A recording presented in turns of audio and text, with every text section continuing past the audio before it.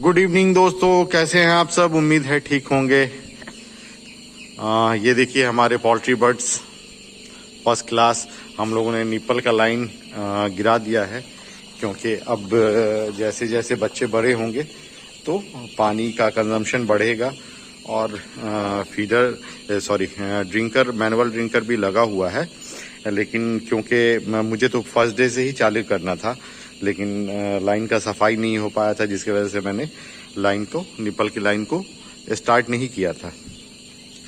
तो होगा क्या, अगर मैं अभी से निपल लाइन नहीं दूंगा तो बर्ड्स डिपेंड हो जाएंगे मैनुअल ड्रिंकर पे। इसलिए अभी से ही लो प्रेशर में, कि मतलब एकदम प्रेशर लो करके सबको हम लोगों ने चला दिया है। वो आपको मैं दिखा देता हूँ। ये प्रेशर रेगुलेटर है यहाँ स्टार्टिंग पोजीशन पे, ये देखिए। तो इसका प्रेशर हम लोग एकदम लो कर देते हैं। नीचे में ये अंधेरा है थोड़ा सा, यहाँ पे नीचे में रेगुलेटर होता है, जिसको लूज करने के बाद प्रेशर एकदम लो हो जाता है। ये आपका यहाँ इस पे बॉल दिख रहा होगा, ये बॉल नीचे आ जाएगा। ये देखिए, ये बॉल दिख रहा होगा पाइप में आपको। ये बॉल देखिए सट से नीचे आ जाएगा, नीचे आ रहा है।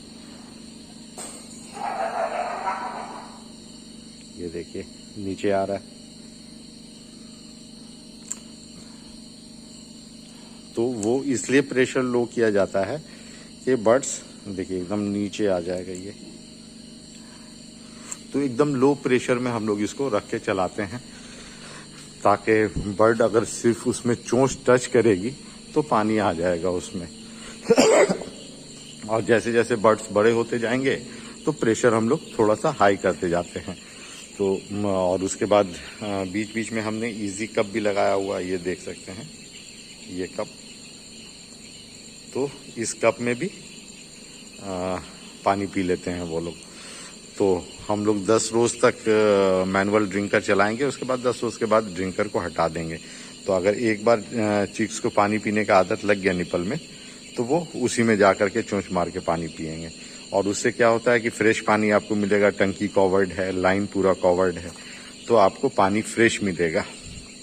और ड्रिंकर में होता क्या है कि वो धान का भूसा डाल दिए, कभी डस्ट चला गया, तो वो पानी में इन्फेक्शन होता है, इकोलाई का चांसेस होता है। तो आप कहीं भी कंपैरिजन करेंगे जहाँ पे आपका ऑटो ड्रिंकर और निपल के बीच में वेट का डिफरेंस आता है 50 ग्राम के आसपास का, ज़्यादा डिफरेंस नहीं होता। मैंने इसी फार्म में बहुत अच्छा वेट दिया है, मुझे बहुत ज़्यादा फर्क नहीं पड़ा। और लेकिन ये है कि कभी मेरे फार्म पे इकोलाई वगैरह वो सब नहीं आया है। तो ये फ़ायदा है कि इन्फेक्शन, जो पानी से इन्फेक्शन होता है बर्ड्स को, वो इन्फेक्शन आपको निपल लाइन में नहीं आता। प्लस निपल लाइन का सफाई करना इजी है। ऑटो में आपका रोज़ आपको सुबह शाम साफ़ करना पड़ता है, इसमें कुछ नहीं। आप प्रेशर रेगुलेटर जहाँ पे वहीं पे फ्लशिंग कर दीजिए, और लास्ट में जो इन पोजीशन पे एक पाइप छूटा हुआ होता है नल, वो नल खोल दीजिए और सारा पानी आपका ड्रेन आउट हो जाता है। प्लस टंकी में भी जो एक फ्लो पाइप होता है, वो भी हम लोगों ने लगा के रखा हुआ है। शाम में डेली उसको खोल के जो सुबह मेडिसिन चलता है उसको हम लोग बहा देते हैं और टंकी को भी फ्लशिंग कर देते हैं, तो हो जाता है। बर्ड्स तो ठीक ठाक दिख रहे हैं, सारे रेस्ट कर रहे हैं और सब इधर उधर हैं। पानी भी इनटेक ठीक कर रहे हैं। फीड भी हम लोग जो दे रहे हैं, तो बारिश का मौसम है, कंटिन्यू बारिश हो रही है, इसलिए फीड भी हम लोग सिर्फ थोड़ा थोड़ा दे रहे हैं। उतना ही फीड दे रहे हैं जितना कि वो खा ले, और खाने के बाद फीडर मेरा कम से कम आधा घंटा ड्राई रहे, उसके बाद मैं फीड लगा रहा हूँ। जैसे आप फीडर देख सकते हैं, ये देखिए, ये फीडर हम लोगों ने लगाया था और सारे बच्चों ने ये ख़त्म कर दिया।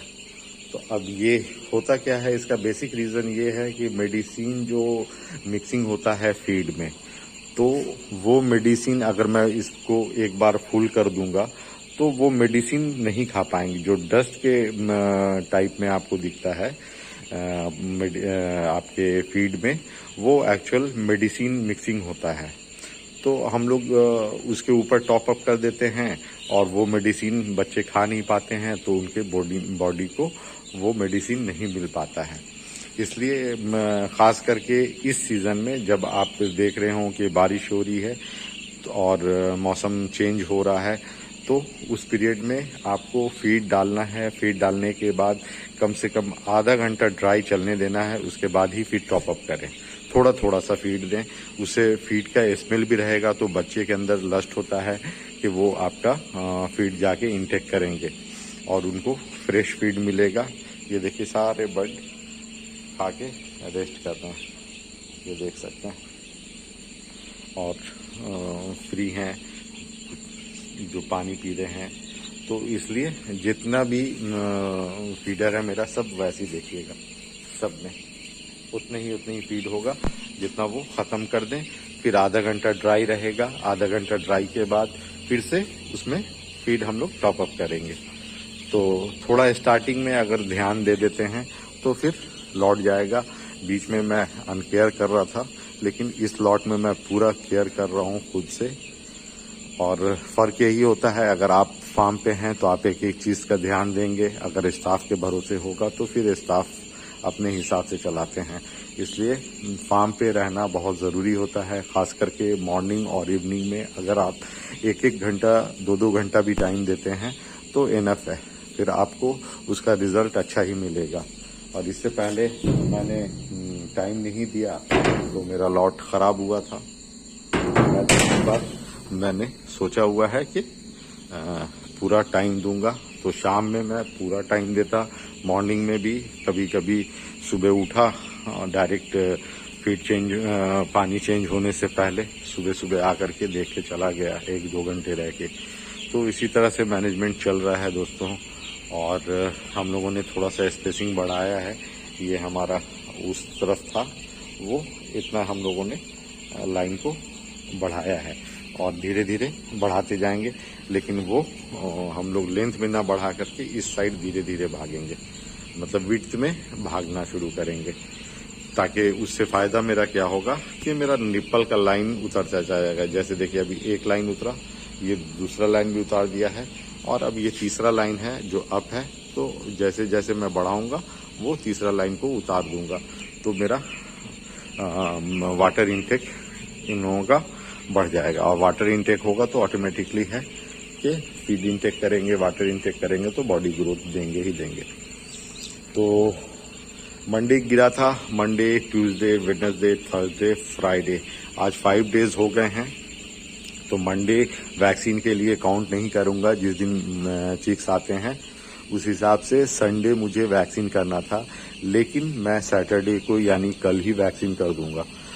इसलिए क्योंकि क्लाइमेट चेंज हो रहा है, बारिश हो रही है, तो मुझे जल्दी से जल्दी इन लोगों को किडनी के लिए कुछ मेडिसिन देना होगा। तो मैं कल इनको वैक्सीन कर दूंगा। कल सुबह से इन लोगों का शेड्यूल होगा सादा पानी, जैसे आज एसिडिक एसिड एंड टैब मैं चला रहा हूँ, तो कल के पानी में कुछ नहीं, सिर्फ प्लेन वाटर चलेगा पूरे दिन। और शाम में हम लोग वैक्सीन कर देंगे।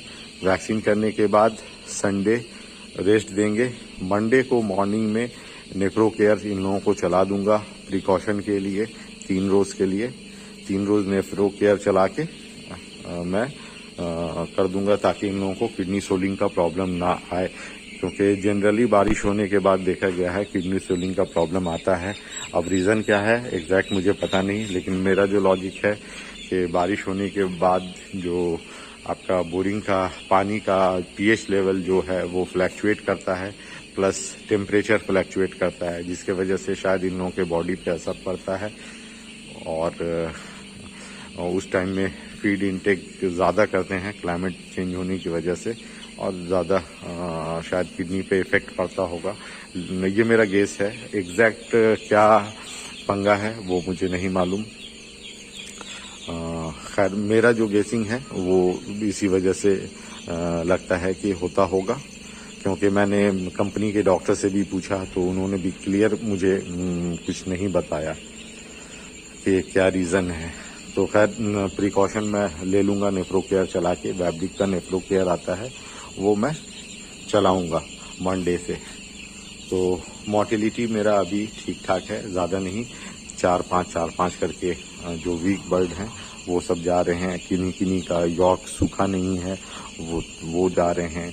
तो वैसे भी एक हफ्ते वैक्सीन के वक्त हम लोग जो उस टाइप का जो भी बर्ड्स होगा उसे मैं छांट दूंगा अलग से, और ग्रेडिंग करके मैं या तो उसे मार दूंगा या फिर कहीं हॉस्पिटलिटी में डाल दूंगा, हॉस्पिटल में उसे। तो दोस्तों बस ऐसे ही मैनेजमेंट चल रहा है। और 14 डे तक मुझे टेम्परेचर थोड़ा मेंटेन करना है। 14 डे के बाद टेम्परेचर मेंटेन करने की ज़रूरत नहीं है। यहाँ का जो टेम्परेचर है दिन में 30 डिग्री के आसपास रह रहा है और रात में 22 डिग्री चला जा रहा है, जबकि मुझे 35 डिग्री एक्चुअल होता है इन लोगों का कि 33 डिग्री आपको चाहिए, लेकिन मैं लाइट से सिर्फ 27 तक लेके जा पा रहा हूँ, क्योंकि ठंडा बहुत ज़्यादा हो जाता है। अभी शाम के 7 साढ़े 7 बज रहे हैं, अभी से ही बाहर में सारा धुंध हो गया है। तो आप सोच सकते हैं कि अगर बाहर पूरा धुंध होगा तो क्या हालत होगा, क्योंकि ये जो है आपका ये पूरा भीग जाता है। और पर्दा आप देख रहे हैं कि कंप्लीट मैंने पर्दा पैक रखा हुआ, क्योंकि इस साइड थोड़ा सा खाली छोड़ा हुआ है, इसलिए कि वो फॉग जो है अंदर ना आए, क्योंकि अंदर जो फॉग आएगा तो वो आपके लीटर को सीधे गीला कर देगा और आपको पता नहीं चलेगा कि फॉग के मतलब किस कारण से लीटर गीला हुआ है, पानी गिरा है, क्या है। लेकिन बेसिक रीज़न वही होता है कि आप पर्दा ऊपर से खुला रहता है, फॉग अंदर आता है और वो आपके उस एरिया के आप जब भी देखेंगे फार्म के 1 फीट 1.5 फीट जो है आपका पूरा लीटर जो है गीला रहेगा मॉर्निंग में। तो उसका बेसिक रीज़न यही है। शुरू में मैं भी बहुत परेशान रहता था, लेकिन बाद में मुझे समझ में आ गया कि क्या कारण है। उसके बाद से मैं अपोजिट साइड का लॉक करके रखता हूँ, या फिर रहा भी तो टेपर टाइप से खोल दिया, मतलब एक आपका मतलब टेपर से पर्दा डाल देता हूँ ताकि वो उसमें नहीं आए, या फिर बीच में विंडो के साइड में थोड़ा सा हाफ कवर करके खोलता हूँ गैस के लिए, कि सिर्फ मेरा गैस निकल जाए। और बाद बाकी मेरा फ़ैन तो इसी फॉर्म के लिए फ़ैन का ऑर्डर हो चुका था, फ़ैन जो है डिस्पैच भी हो चुका है। अभी मैं 2 पीस सैंपल मंगा रहा हूँ और 2 पीस को मैं टेस्ट करके देखूंगा कि कैसा परफॉर्मेंस है मेरे यहाँ के डीवीसी के लाइट पे, वो चल पाता है या सपोर्टिंग में मुझे स्टेबलाइज़र देना होगा, क्या देना होगा। इसके लिए मैं ट्रायल के लिए 2 पीस मंगाया हूँ, और जैसे वो सक्सेस हो जाएगा फिर नेक्स्ट मैं और 4 पीस फ़ैन का ऑर्डर डाल दूंगा, जो मेरे रेस्ट 2 फार्म के लिए हो जाएगा। और कूलिंग पैड 4 फ़ैन और कूलिंग पैड वगैरह वो भी मैं मंगवा लूँगा नेक्स्ट ट्रिप में। तो ठीक है दोस्तों, बस अभी ऐसी मैनेजमेंट चल रहा है। जैसा होता है फिर मैं नेक्स्ट वीडियो में या फिर कल वैक्सीन करता हूँ तो आपको अपडेट करता हूँ। आप अगर कोई सजेशन मुझे देना चाहते हैं तो कमेंट बॉक्स में सजेशन दे सकते हैं।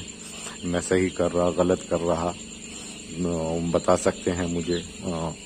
और मैं रिक्वेस्ट करूंगा कि मेरे चैनल को आप लाइक करें, और सब्सक्राइब नहीं किया है तो सब्सक्राइब करें, और ताकि मुझे थोड़ा सा मैं इनकरेज हो सकूं और मुझे अच्छा लगेगा। तो वीडियो यहीं क्लोज करता हूं। नेक्स्ट वीडियो में फिर आपसे मुलाकात होती है। तब तक के लिए गुड नाइट, शब्बा खैर।